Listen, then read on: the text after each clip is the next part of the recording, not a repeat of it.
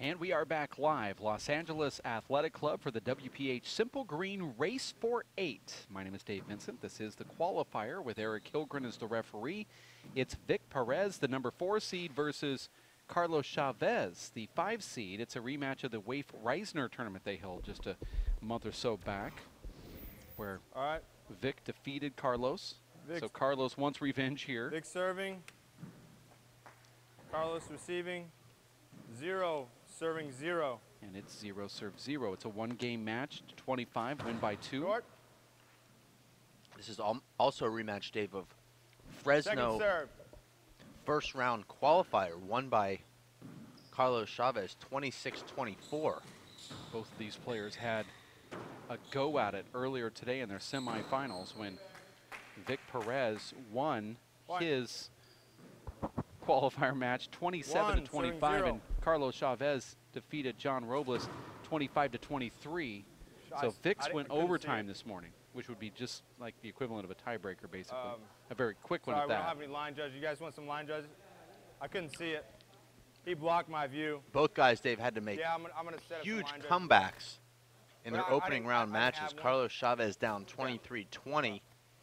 Vic Perez down 23-16, actually had a match point against him. He dug out a crack serve deep on the left wall from Martin Garcia and ended up earning the side out in 3 consecutive points. Eric Hilgren not prepared for this match right here. He did not have a line judge lined up, and the very first rally resulted in a point against Carlos Chavez, and Carlos is saying, let's just do this whole thing over. Let's start the whole match over right now. You didn't have this set up. The ball was clearly short, which, by the way, it was by about 2 or 3 inches. Everyone knows that the ball was short except for the referee, who was unable to see it, and he even admits he was unable to see it. But there are no line judges. I'd say just do it over and start the whole match over. Whole match? I mean, the match is just 1 point. It is a match. It's only 1 point. And you heard Marco saying, yes, start the whole match over because his brother's trailing 1-0. I believe they should start it over. I mean, the whole match. Well, the match is only 1 point. So why take away a Vic Perez backwall kill that earned him the first point? Well, the referee clearly knew that the ball was short, like that ball right there. Once again, it was short. Was our referee still in the broadcast booth while that serve was hit? Because that was on the line, clearly short. Look at that amazing touch from Carlos Chavez, and that's really, Dave, the biggest weapon in his arsenal is that left-handed dump kill in the left corner. He's got the perfect touch on that kill. What I do like, though, is the referee came in here for our take because he knew that we had video analysis on that. But I don't believe, Dave, this is an event we'll be using video replay. Well, we just used it, son. It's an interesting angle right there.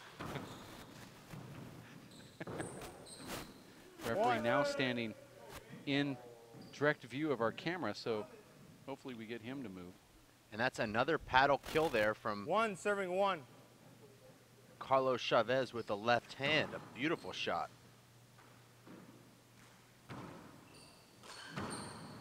Amazing pass shot from Vic, blistering one-wall pass. We talked about the V pass, Dave, but that was just a cross-court pass with a huge natural on it that got behind Carlos.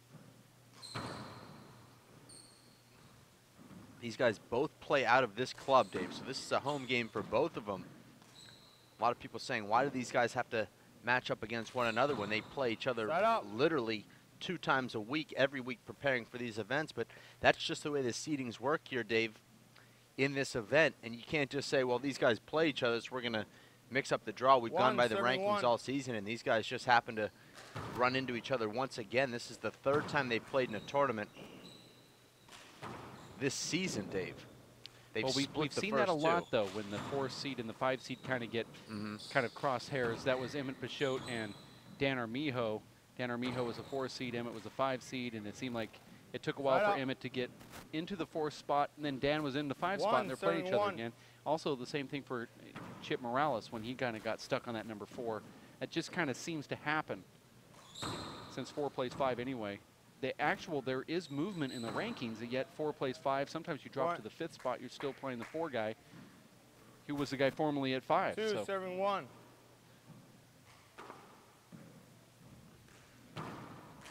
I see Vic, Dave, really turning his body through the shots with his right hand more than any player I've seen. It's very pronounced.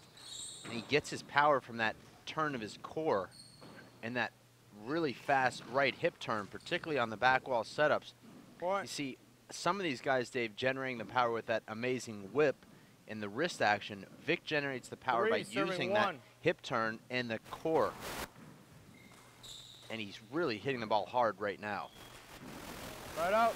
And there's the announcers cursing as he takes a huge setup. Not only doesn't hit it hard, hits it straight into the ground with his right hand. Very uncommon to see that. That'd be literally, Dave, like a golfer dubbing the ball off the tee with a driver. I mean, you know, the ball's sitting there for you, and you just drill it right into the ground. Second serve.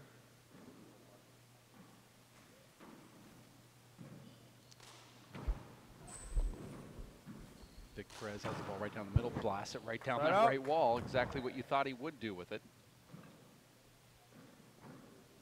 3, serving 2. We're talking about that Waif Reisner tournament. It was Armando Ortiz defeating Marco Chavez. The scores were not posted, but for third place, it was Vic Perez downing Carlos Chavez at Waif Reisner. I was wondering why people were talking about that as being a marquee match. It was for third place.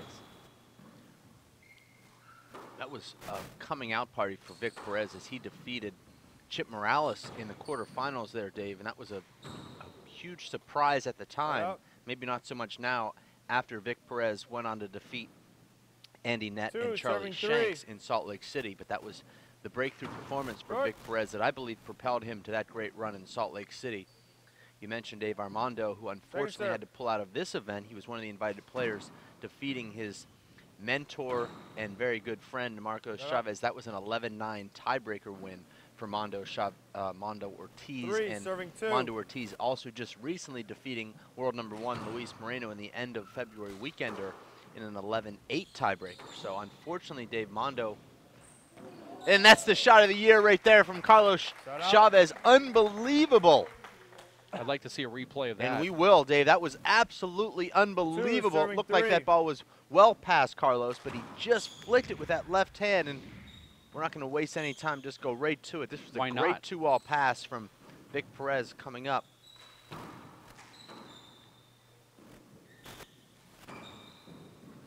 You're saying it's the shot of the year, Dave?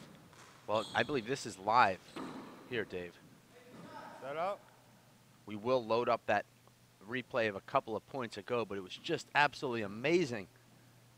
Not only does he get his hand on the ball, but he flat rolls it as well. Let's see if this is the point in question. And look at this. It looks like it's past him right here, Dave. With the ball moving away from him. You're not impressed. Not sure if it's the shot of the year, but tough crowd nice here. Get. Nice get from Carlos, the A-team. But it was a get and a kill. Okay.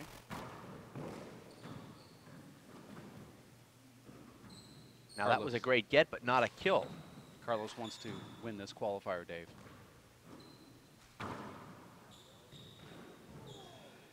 Late start out of the box there for Carlos Chavez, who probably could have flipped that ball back to the front wall. You were talking about that Waif Reisner tournament.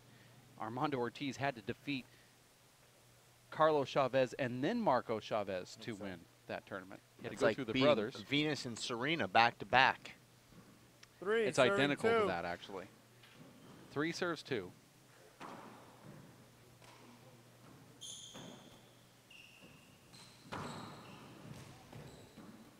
Carlos has given Vic a lot of looks with the right hand, and that's a terrible error from Carlos there. But Vic will get comfortable in his groove if he's able to camp out in the front court, Dave, and drive balls with his right hand. In that tournament, it was Carlos Chavez defeating George Garcia from Bakersfield at the Waif Reisner to go into Mondo Ortiz. So this is pretty much just the Waif Reisner wrap-up then, this show? Because well, I can't remember talking about anything else. There's a lot of same players in this event right here, and it's easier to talk about how they match up. This is a third place.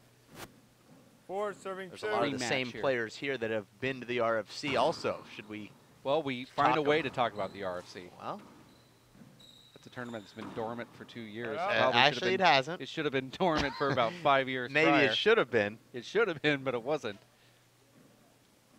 I'll tell you one player that 4. will never make it to the RFC. That's Marco Chavez. Actually, Marco's saying that he was never planning been to Pittsburgh. planning on coming to the RFC last year, but it just so happened that the LAAC, Yes. LAAC Invitational fell on the same 4. weekend. Marco's disappointed.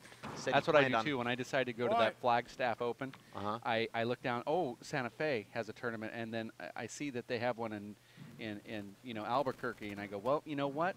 I'm going to call those guys up and say, almost 4, came. serving 4. I do that with everybody on the list. And since I attend about 16 tournaments a year, there's people out there that say, well, that was really nice. Too bad, we almost got him. Nice get right there from Carlos Chavez. And Carlos is a get artist. That was the reason he was able to make that great comeback against John Robles in the opening round here. He kept alive some of those rallies that looked like John Robles had won late in the match. John actually saying after the match that it frustrated him, took him out of his game a little bit, that Carlos continued to make all those great pickups. He's a grinder. What I've noticed about Carlos, Dave, is not only does he have the ability to hit those awkward, unorthodox kill shots, but he seems to just keep getting stronger as these matches go on. We did see him cramp up badly last year at the HBC2, losing to Abraham Montijo. But since then, Dave, it seems like he's conditioned himself quite a bit differently. And that's Carlos's favorite shot. Doesn't put it away, though.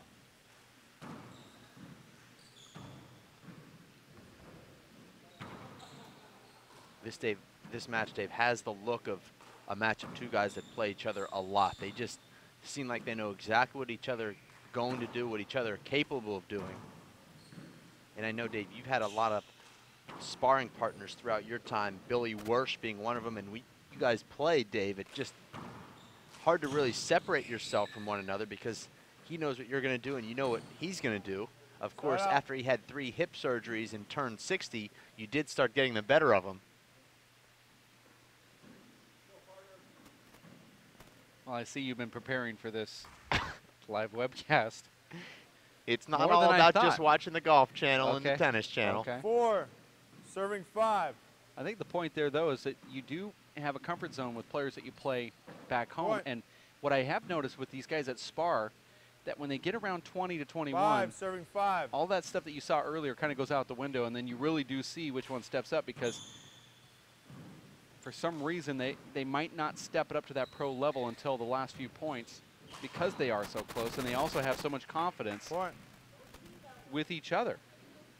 And I think that's kind of the reason why I think Eric Hilgren was happy that he was playing against Chip Morales, and maybe the reason why Chip was happy he was playing against Eric. You know that when you have played previously, you have either won or come close or felt comfortable. And there's something to be said for feeling comfortable against a guy, even if he's beaten you, more so than when you play somebody that you really don't know what to expect. You've never played him before. It can be very nerve-wracking. Well, it could be like Andy Nett playing George Garcia in Fresno. Andy didn't know who George was. George didn't know who Andy was. George was not worried about Andy's #1 status in the qualifier. Andy felt that George was a no-name because he had no ranking next to his name. He's never heard of him before, so he felt comfortable for the wrong reasons. George felt no pressure. He's playing on house money against the #1 seed. That was the first and only time, Dave, that we saw the #1 seed in the qualifier lose to the number 16 5, seed. serving 6. 5 serve 6. I think we all found out pretty quick how good George Garcia was after that win. Well, George Garcia, Dave, has since lost consecutive matches in the qualifier. He lost his next match after beating the Dreamboat to Carlos Chavez to qualify, and that's an amazing kill from Vic, and then he lost today to Eric Hilgren, but he lost to 2 former qualifiers.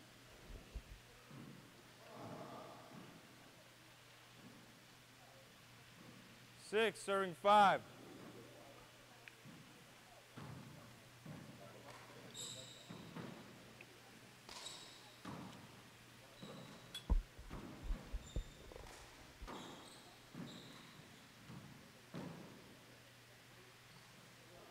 Start out. Strange bounce in the back left corner right there. Vic unable to get it back to the front wall. And there's another side out. Carlos truly brings that pro player mentality to the court, Dave. He's got so much experience playing against the very best in the game that he's not overwhelmed by the power of Vic Perez or the experience of John Robles. He comes in here and plays his own game.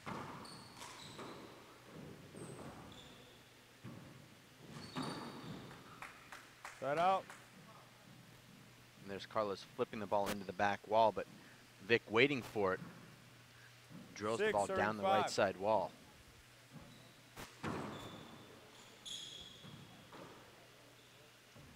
This match, Dave, completely different than the first qualifier final that we watched, where it was Chip Morales jumping out to a 10-0 and eventually a 15-1 lead at halftime.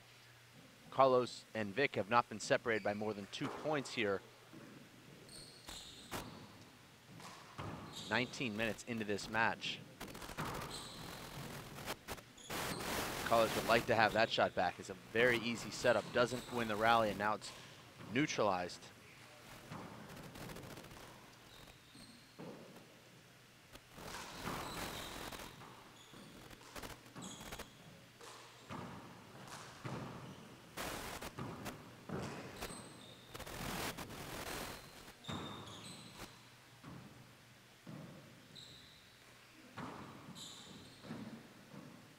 Almost 30 minutes into this match, and there's only been 12 points scored.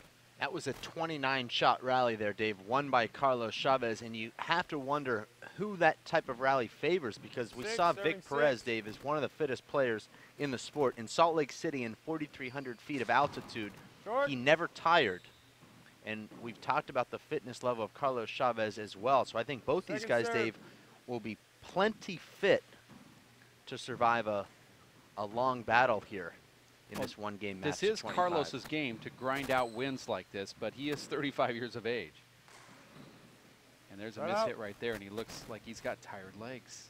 I believe Carlos might be 33, Dave.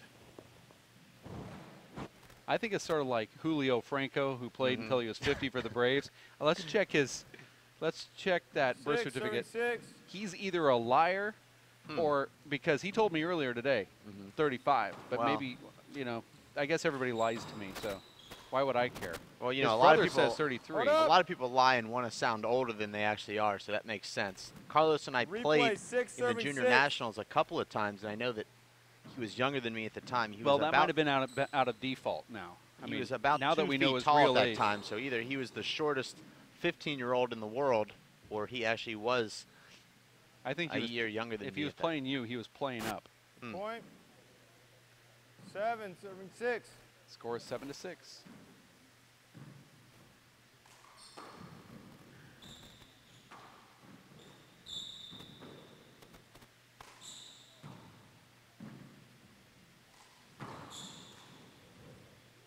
Start out. And there's another side out. We'll be back 6, in 30 serving minutes 7. from now, and it'll be 14-13. So can we fast forward this game to 14-13? I'm sure the players would agree, and so would the referee. 7, Not me, Dave. 6. I'm enjoying every second of this strategic battle. I thought you would. Start out. This, Dave, is why a lot of people think that there's an element in the game lost with the rally scoring. We've already seen over 45 rallies here, 6, serving 7. but only 13 points. In rally scoring, the game would have already been over right now. It would have been close to being over. Short. Almost like in basketball, Dave, if a team stopped the team on one end and they got a point for stopping the team, that's kind of how I look at rally scoring. If Dwayne Wade shuts down Jeremy Lin on the defensive side of the court, then he takes the ball. Then he takes the ball and he runs in and he slams and then it. he's on offense, and then he slams it, and then he gets the point. But he doesn't just get a point because he steals the ball. He got the point and immediately went on offense. Not necessarily. Sometimes you grab a defensive rebound, you reset, the defense sets itself, and then you go into your half-court offense. Well, we and see in football when Peyton Manning, the former Peyton Manning, the one without all the neck surgeries, would throw an interception. The defense would catch it going in for a score. Similar to similar. They don't just stop the ball right where it was caught and then Considering bring the whole, the offense back there's onto about the field. 7 interceptions per season returned for touchdowns. I can see that being similar. Out of 300 interceptions thrown, 7 go back for pick sixes.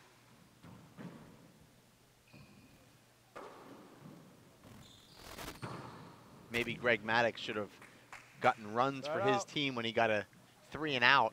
When he struck out the side, that should have counted as runs for his team. Greg Maddox wasn't a strikeout artist, so that isn't really terrible analogy.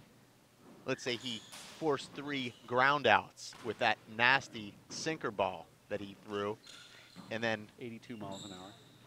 He was up in the mid-80s at some point. Not with a sinker. That's a good point. What? As predicted, 10 minutes off the clock, and we're tied at 8. 8, serving 8. In golf, they call this a snowman. No, that was 10 minutes off the clock since I brought it up last, which was 10 minutes ago at 30 minutes after the match started. So we're at 40 minutes after, and we're tied at 8 here. This one could go 3 hours, Dave, and I'm not joking. I didn't think you were. You rarely do. But getting back to that rally scoring, Dave, we were planning on trying it out for one event, but I don't believe there was ever an actual survey done amongst, that's an avoidable hinder, should have been. Don't believe there was ever a survey done, Dave, amongst the players to determine I stopped play. whether we were going to continue with the rally scoring. Well, as the player rep, 8, figure it out. 8. 8 serves 8. Either the player rep has the wrong email address for every player on the Pro Tour, or he just doesn't receive responses. Or he's just not liked. Could be Pick that. which one you think is real. I'm going to go with the latter. Right out. Figured you might. Timeout. There's a side out and a timeout. Still tied at 8. It's a 1-game match to 25. Win by 2. This is the WPH Simple Green Race for 8 qualifier number 4. We do the first qualifier match first, and then the 4th bracket is second, then the 3rd bracket, and then the number 2 qualifier is the last one. Now, having a number next to your name means nothing because they all go into a blind draw, and they will be placed in the against number 5, 6, 7, and 8 later tonight in a special ceremony. Number 5 would be Charlie Shanks. 6 would be Dave Fink over here. 7 is Andy Nett, and Luis Cordoba is number 8. So the qualifiers today will be placed against one of those 4 determined already. Elite 8 players that have been named and have accepted their invites. Now, we get a lot of discussions about the Pro Tour. Some of those players that kind of remember what happened after Simple Green left in 2004, and both the WPH and the USHA trying to put on pro tournaments and putting a lot of effort forward with some of the top players that were named into the main event would accept the invite and then never show up. And there was a kind of I would call it a black area of time. Resuming play with Maybe Carlos it was kind of a dark time for a pro handball. And some of those sponsors said serving 8 recently, how many of the people that you invite are actually showing up? I mean, who's still not coming, and that sort of thing. Well, so far this year we've had 48 invites, and 45 have said yes. 8 serving 8. And the other 3 were one had to go to was a best man in a wedding, and the other 2 were injuries. Make that 3 injuries as Dave Chapman here, unable to accept his invitation here, which is pretty darn good. And if you look at it that way, you could say this is a successful season. The pros are taking their invites. And a nice kill shot right there from Vic Perez. Nails it off the front wall. Well, getting back to all the discussion that's taking place, Dave, that's evidenced by the views of all the race threads that we have going, the various player records and the race scenarios have produced literally tens of views. Tens of views? That's what I said. What? Tens of views. Okay. Tens, yes. Okay, I thought it was a Freudian slip, but I actually think it was meant on 10 purpose. serving 8. Well, I'm reporting. Ball sounded like it broke. Point. And this match is getting out of sight a little bit for Carlos Chavez. It's only 11-8, but I feel a strong momentum 11 shift serving 8. in favor of Vic Perez right now. Vic is cracking the ball. It doesn't look like it on camera as it seems to slow the ball down just a little bit, but he's really hitting that ball hard, Dave. But what you have to realize, Dave, is a 3 or 4 point lead amongst these two guys is very significant because these guys play so even that it's difficult to make up a 4-point deficit. And Carlos just handed Vic another point with an easy fly kill opportunity that he misses. 12, serving 8.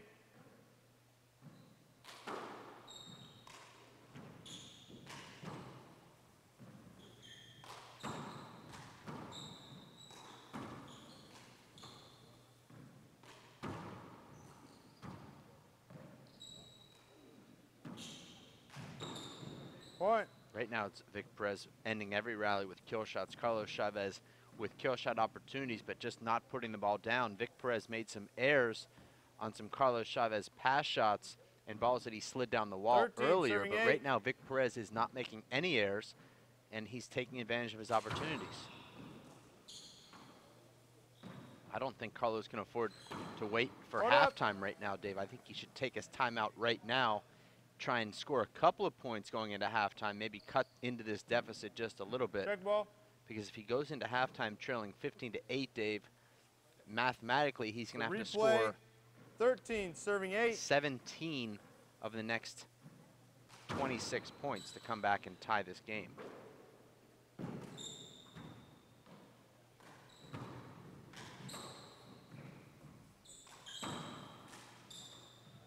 This will be a setup for Carlos. Ball tricked him, Point. though. He flipped that over to the left wall, and Vic takes care of it, gets another point, 14-8. Vic Perez is one of these athletes, Dave, that really didn't pick up 14, four-wall serving handball 8. until a couple of years ago when he went to Lake Forest. He played some big ball, but you hear about that, Dave, in the NFL with some of these guys like Curtis Martin, who didn't even play high school football until his senior year of high school, Point.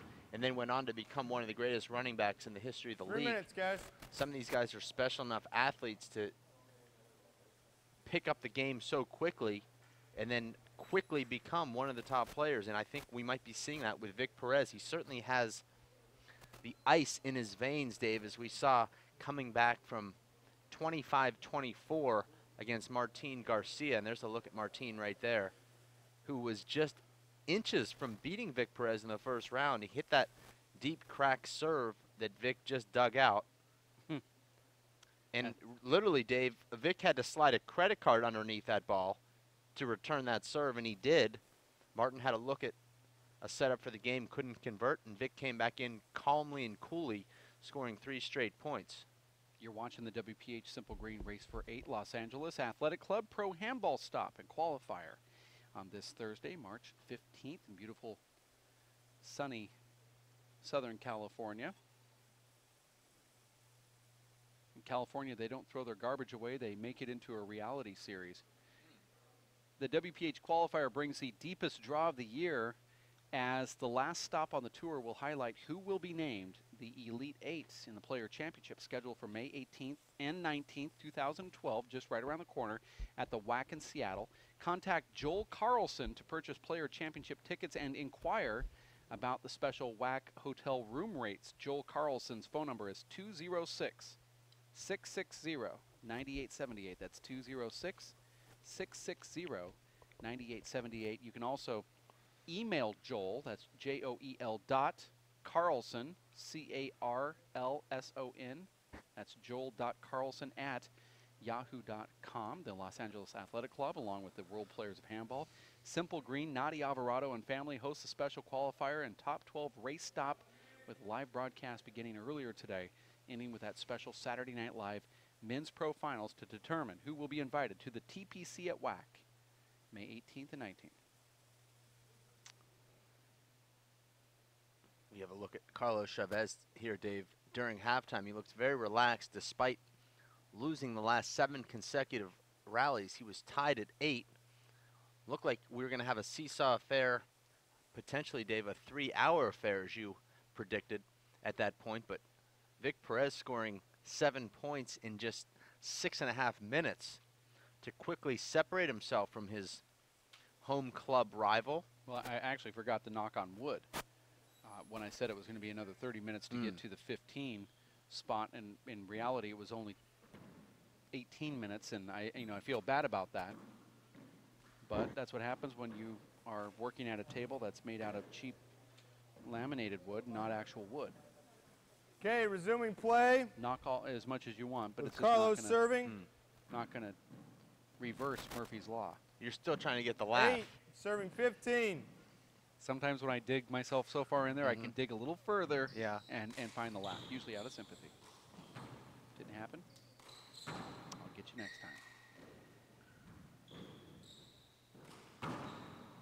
That's a nice shot right there from Vic Perez. He has so much power that ball hit you. Okay. Ball was not a two-ball pass, but the ball did hit him on the way up. I don't think he was able to get that ball back anyway, or would not have made the front wall, Dave. I agree with you. I don't think that would have made it. 15. I didn't even know it hit Vic Perez there. I don't think Carlos would have been able to get this ball back. And the replay's coming up right here. No, I think that would have made it. I think that's a good call. I think that had a chance. This upper camera angle's a lot different than that one lower on that replay. I want to thank Linda Manning for her excellent leadership in the director's chair this weekend. Beautiful revolving door reverse pass. You 15, serving 8.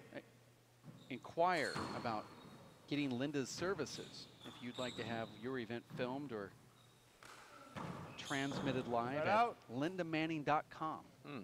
Okay, the website hasn't been purchased nor set up, but 8, serving 15. I'm going to go on to GoDaddy.com and reserve that for her and set up a website. Or they could always call or email you, Dave, to get in touch with the director here, Linda Manning. It's actually difficult to tell these guys apart right now. They're wearing identical shirts, nearly identical glasses and shorts. Only thing that's separating them is 7 points in the orange shoelaces of Carlos Chavez. If you put a black light on the court, you can tell who 15, serving 8. Carlos Chavez is. With those orange shoelaces. That's a very nice get there from Carlos, but he needs to do more than just make great gets. Unless you're Dan Armijo circa 1995, you need to actually end rallies. 8, serving 15. In order to win matches. That was a strange play back there. Flipped up from Vic Perez, and Carlos goes for the kill shot. Out. Check the ball. Doesn't get it, and he kicks the ball with those clown shoes that he's wearing. I had a friend that was a clown. 15, serving 8. What's that? No. I just said check the ball. When he died, all of his friends went to the funeral in one car. No, there's no replay. 15, serving 8. 15 serves 8 here. I thought we had halftime at 15, but we took that already, and we just been stuck on 15 for so long. Had a little brain freeze. I was talking to Marcos Chavez last night. A whole group of us went out to dinner. It's kind of what we do traditionally when we come to these 16, events. Take the sponsors out on the first night before everything's set up, and then you take them out on the last night. We went out last night, and he said that Carlos and Vic have become huge rivals down here at the LAAC. They end up playing each other sparring partners. He said they have some of the craziest matches. And he also said that Mondo Ortiz and himself have become marquee players down here with Mondo 16. winning a lot of those practice matches.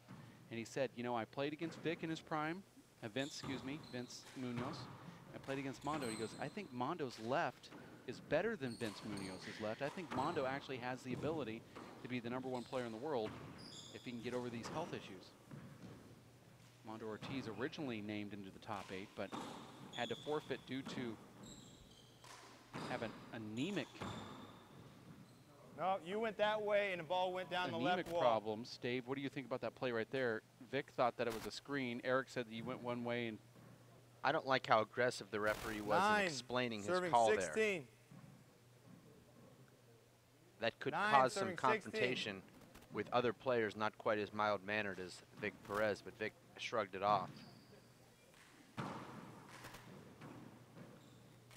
But you mentioned Armando, Dave, didn't actually forfeit out of this tournament. He just was unable to accept his invitation. That's just semantics. But Mondo, Dave, in the last 12 months has beat Sean Lenning, who was ranked #1 at the time, Alan Garner, who was ranked #1 at the time, and Luis Moreno, who was ranked #1 at the time. So clearly he has all the potential and the resume to become the #1 player. I know that you said that the reason he didn't accept his invitation here was undisclosed health reasons, then you went on to disclose them. Well, it was undisclosed at the time, but since that time they have been disclosed. Okay. His doctor actually made a phone call to the office and explained it. Mondo thought he was going to get in trouble, but his doctor said he's got a low red blood cell count, which is definitely dangerous. In Salt Lake City, he was in the middle of playing a practice match, and then all of a sudden laid down on the floor and almost fell asleep. They couldn't understand what was going on with him, and he said that he just felt dizzy and lightheaded and felt like he needed to take a nap. So he did right there on the court for about 5 minutes, and that's not healthy. So we said to Mondo on the phone, actually I said it to his doctor, A, I don't want Mondo to die, and B, I don't want him to die at our event. And C, thank you for the $500 fine that you just gave me, which I will spend wisely. Thank you. 18, at the mall. Serving 9. So it was a smart move for Mondo to stay out. Unfortunately, he's not here. And he's under the weather right now, just having blood issues related to that open heart surgery that he had last 2 years ago. Well, Dave, if ESPN is going to feature anybody, it would be great to see them feature Armando Ortiz, who came back from open heart surgery and defeated 3 #1 ranked players at the time, just months after having that open heart surgery. I can't think of any other sport in which that has ever happened. And he's really a good kid too, Dave. Very nice young man. Right out. And Carlos Chavez takes that rally, and a timeout called from Vic Perez. The score here is 18 to 9. Great crowd on hand, Dave, supporting these local LAAC members. They've both got strong camps supporting them. A lot of people probably thinking that there's also viewing up top, but there's not. Well, you can go up there, but it's a yoga room, so you might be viewing in the dark with dolphin sounds and ozone piping through the ventilation vents. But what time did you take that yoga class this morning? Is that yoga? Is that how you say it? I don't know how to pronounce it. Is that a soft J or?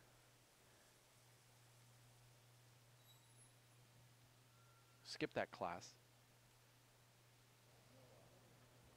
Time in. I thought you went to it twice. I forgot my mat. Resuming play with Carlos serving. 9, serving 18.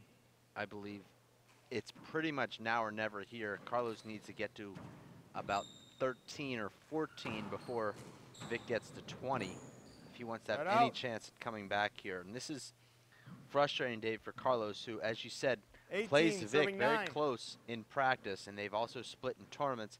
And then to go out in a big tournament match like this, Dave, and really just get blown away. Start out. Very discouraging, because when you play against a guy, Dave, that you know you beat a lot of the time and always have very competitive matches with, and here you come out and find yourself trailing 18 to 9. You start thinking to yourself, what's going on here? Second serve. This is a guy that I usually do really well against.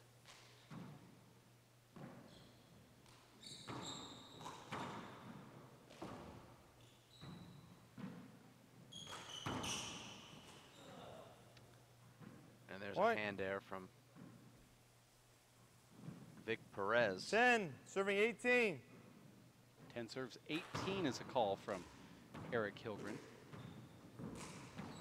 Right out. It doesn't seem that Carlos is the type of guy that comes off and gets these 4 or 5 point runs. he has to grind out his points. So when you see a differential of 18 to 10, it's almost like the writing's on the wall for Carlos. Well, that's what I said when Vic jumped out to that 12-8 lead, that it's a very significant lead. It's not like Carlos has that Luis Moreno or Sean Lenning type of game where he can score 7 or 8 points in 19, a minute and a half. Serving 10. He wins most of his points on 10 or 15, 20-shot rallies. We originally, you know, you're talking about that yoga room up there, and I know you haven't been around the club enough, Dave, but when we set this up, we were going to go up there with our camera and look through the yoga room down into the court, and we very well could do it tomorrow, 10, although I do serving like this 19. angle. So it was an option. There is a window up there in the yoga room looking down into this court, and we were going to, but we go through about 4 panes of glass in order to get to the court. Kind of made a different look to it, kind of a blue tint. So we did not decide to go to that aerobics 11, room. serving well, 19. actually, Halle Berry and Gwyneth Paltrow do their yoga up in that room. Well, so then on the other hand, I will be the camera operator. And actually, I decided to take an aerobics class. I bent, I twisted, I gyrated, I jumped up and down for an hour. But by the time I got my leotards on, the class was over. So I decided to play handball instead. 12, serving 19. 12 to 19, Chavez. Fortunately for the participants of the bike tour, they had no such problems getting their leotards on. I almost went there. Riding for thousands of miles across the beautiful US of A. Side out. The fruited plain.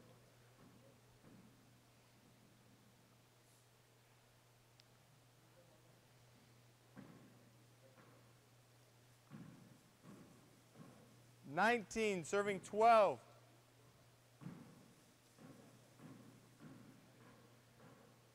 Score here is 19 to 12. This is a qualifier final between Vic Perez and Carlos Chavez, both wearing the same shirt here. Carlos was fined $35 for stepping onto the court earlier in this first half for not wearing an approved WPH shirt. So the future Tahiti-bound broadcast crew, minus their wives, Dave Fink and Dave Vincent, will be scoring in on another drink from the replay. 19, serving 12. Is the fine the same if you play just 1 point without an approved shirt as it is a whole game? That's right. That's one extra clip that we have to take out of the ESPN video. Replay. Show 19, serving 12. Not on the highlight reel, and that makes for more work for us. Also less sponsorship opportunity for you. So 35 comes out of your paycheck if you qualify. If not, then it's going to carry over for maybe 3 or 4 years. You never know when he's going to qualify. What's the statute of limitations on that? 7. We try to follow federal laws. Glad you asked that. I want everything to be upfront and transparent. Just not sure that 7 years is the federal statute of limitations.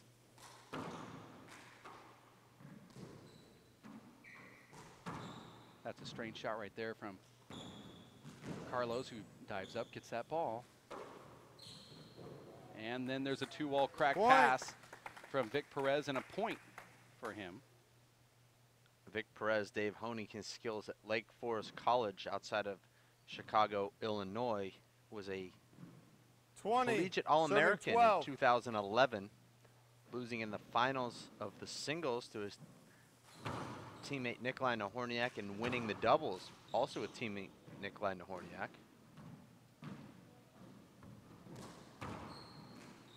I'd say teammate and friend, but I'm not sure that's true after watching Nikolai's shenanigans against Vic in the finals of that collegiate nationals. Timeout. Your second timeout. I think that's how Score Chicago is 12, got started. serving 20. A bunch of people in New York said, gee, you know, I'm enjoying the crime and poverty, but it's just not cold enough. Let's head west.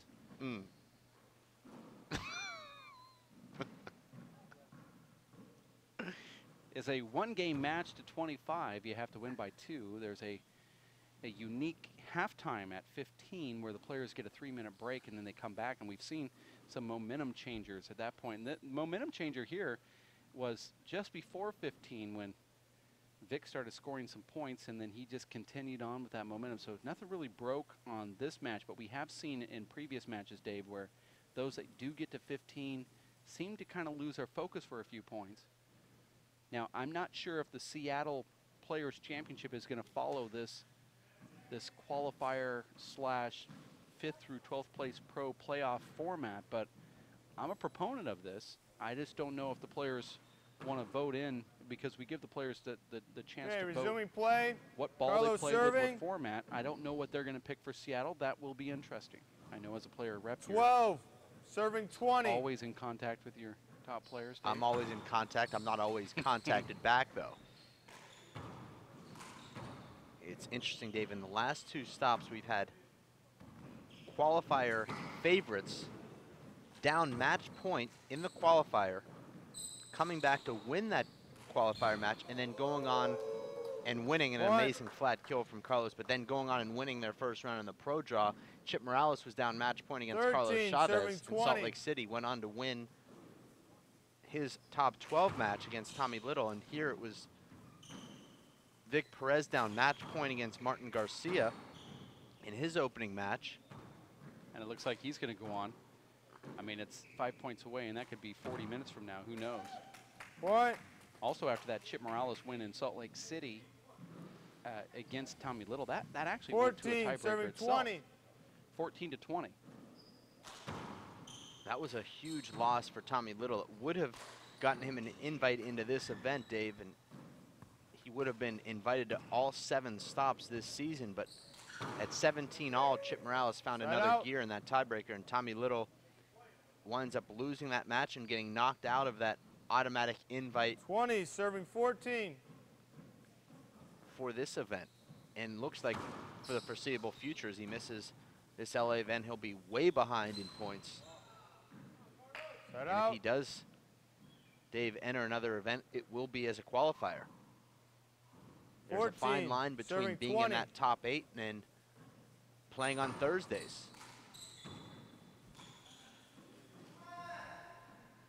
If you're a pro handball player, Dave, you don't necessarily want to be playing on Thursdays. That's true. Unfortunately, though, for guys like Emmett Pichot, and Chip Morales, and Andy Nett, and Luis Cordova, they found themselves a lot this year playing on Thursday. They probably deserve to be invited, and maybe next year the rules will be tweaked to allow a top 12 to come in, so those guys don't have to play in on Thursday. We have to take a long, hard look at that. Well, right. The problem with that, Dave, is can you still play the tournament in 3 days, or excuse me, in 2 days? Side out. With 16 guys. Never say never and never say forever. Not saying that you said forever, but I'm just saying it. 14, serving 20. 14-20. I'm just playing the devil's advocate here. Hold up. It's a good call from the referee, Eric Hilgren. Replay. Carlos Chavez within 6. He was down by 8 earlier. Tied at 8 after 30 minutes of play, and here after 14, an hour being 20. on the court, 34 points have been scored collectively.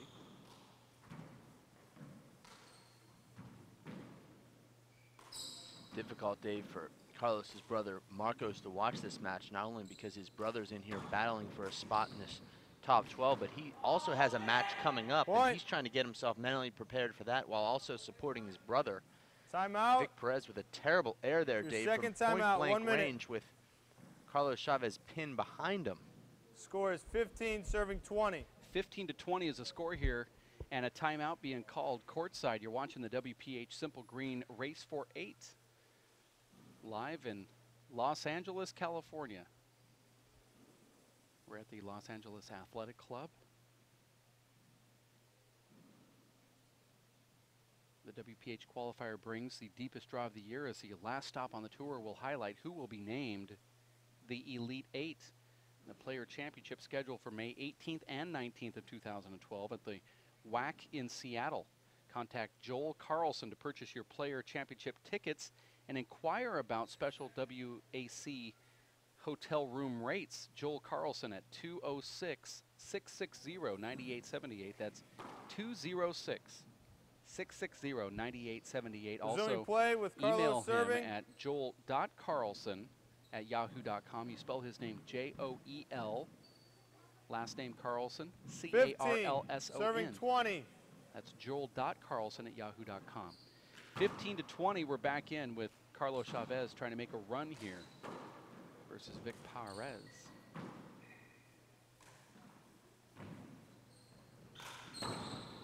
Boy. And Vic gets that side out. Originally a point called from the referee, but he just 20, had serving 15. Card flipped over. 20-15.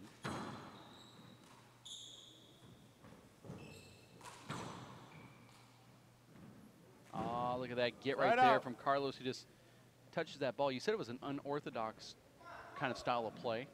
I actually think it's kind of crafty. And imagine 15, how good serving 20. Carlos is going to be as an aged player playing in some of those age brackets with those crafty shots of his. He uses a lot of fists. Right out. He's a get artist, but he also has some of these really crazy shots, Dave. I know he's in your age bracket, so. I won't be playing any age division tournaments when ever, so you don't have to worry about that. When you're 65, going for your first national championship. 15. You won't ever have to worry about seeing me in an age division tournament. Well, you did a lot of those when you're a junior, and some say you're. Right out. Well, I'm not going to finish that, but as a junior player, you won a lot of national championships. You would call 15, those age serving divisions, 20. so you have done it. Why did your philosophy change? It wasn't much of a philosophy. It was part of growing up in my household. So you're only playing handball for the championships? Point. No, I play for the same reason all these other players play, for their dad. Okay, for the dad. Yeah. 16, serving 20. Score is 16-20 here. It's really an unbelievable scene, Dave. Out in the LAAC, I'd call it the common area, just outside the court. There's a big screen TV piping in the action, and you've got literally dozens of people crammed in watching this match on the big screen.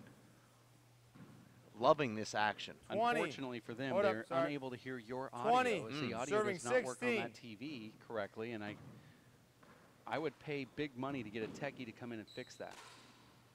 Unless one of those techies is somebody currently under the payroll, then I wouldn't pay anything. But hopefully we can get that fixed somehow. Well, it certainly detracts from the experience, so I could agree with you there. And that's a great get from Carlos, and Vic follows it in. Another amazing get there from Carlos, and Vic had to hit 3 perfect shots in a row there to win that rally. 21, serve 16. You heard the score being called right there, 21-16. 4 points away is Vic Perez from qualifying for his second straight tournament. Now, he does not have enough race points to make a difference, but he could be upsetting somebody who's vying for a chance, like an Andy Ned or a Luis Cordova. Point. To name just a few. Carlos Chavez played a pretty good point there, pushing Vic back, but Vic on his back foot drills a 2-inch high kill shot from 36 feet. 22, serving 16. And I believe, Dave, it was that spurt from 8-8 where Vic built that 12-8 lead and eventually 15-8. That's the difference in this match. Up until then, they were even, and since then, they've been even.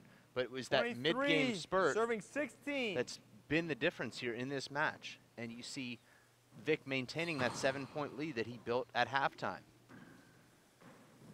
And that's all it takes, Dave, when you get two guys that are so evenly matched that know each other's games so well, is a little bit of a lapse of concentration from one guy, in this case Carlos Chavez, and a spurt from the other guy, and now you're pretty much out of the event because of it. Game and match point, serve 16. Well, here it is, match point.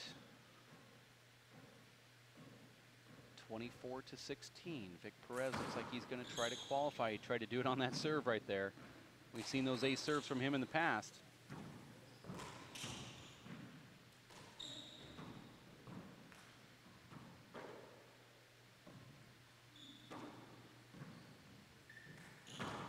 And there it is. Vic Perez qualifies for the second straight tournament here in second Los qualifier, Angeles. ladies Vic and Perez gentlemen. defeating Carlos Victor Chavez Perez. 25-16.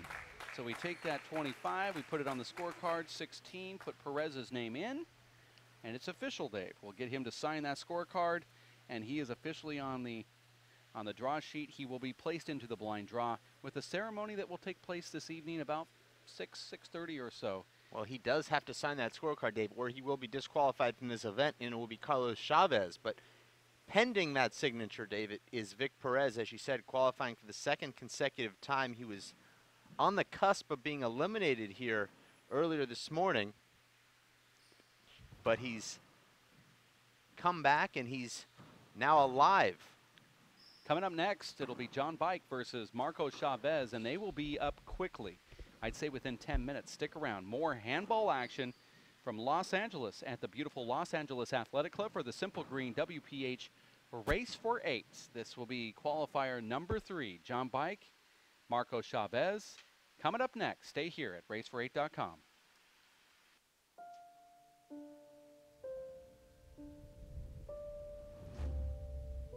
What if a disaster strikes without warning? What if life as you know it has completely turned on its head? What if everything familiar becomes anything but? Before a disaster turns your family's world upside down, it's up to you to be ready.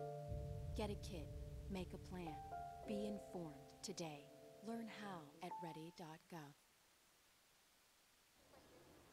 So, what's it gonna be? We could ride bikes, skating, movies, zoo, whatever you guys want to do. Can we just do this? Yeah. We could just do this. The smallest moments can have the biggest impact on a child's life. Take time to be a dad today. Hello, I'm Bruce Fabrizio, inventor of Simple Green. Our non-toxic, biodegradable, all-purpose cleaner works great for cleaning.